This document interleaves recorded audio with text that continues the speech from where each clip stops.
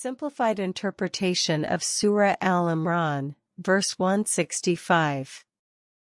When a calamity befell you, even after you had inflicted twice as much on the enemy, you said, "How could this happen to us?" Say, "It is from yourselves."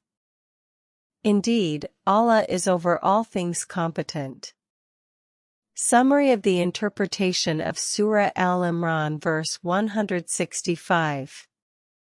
This verse admonishes the believers after their defeat at the Battle of Uhud, when they were astonished by the loss and casualties among them.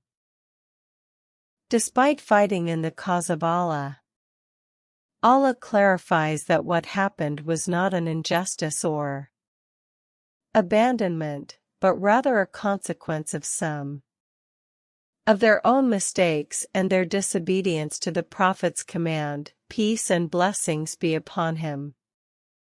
It also reminds them that God had previously granted them victory at Badr, inflicting greater losses on their enemy than at Uhud. Therefore, they should not forget God's blessings at the first sign of adversity.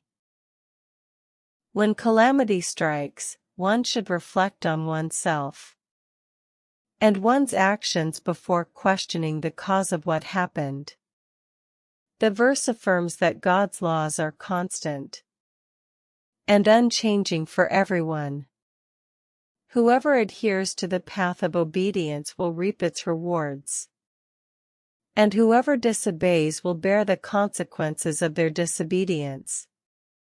Rest assured, for God is all-powerful, managing affairs with wisdom and justice, and nothing occurs except by His knowledge and decree. Simplified interpretation of Surah Al-Imran, verse 166. And what befell you on the day the two armies met was by permission of Allah, and that He might make evident the believers. Summary of the interpretation of Surah Al-Imran, verse 166.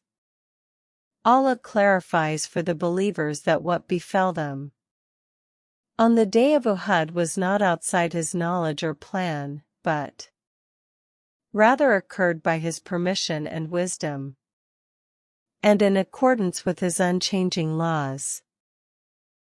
Allah made these events a test to reveal the sincerity of the believers and their steadfastness in times of hardship, thus distinguishing those of true faith who increase in certainty and patience when afflicted by calamities.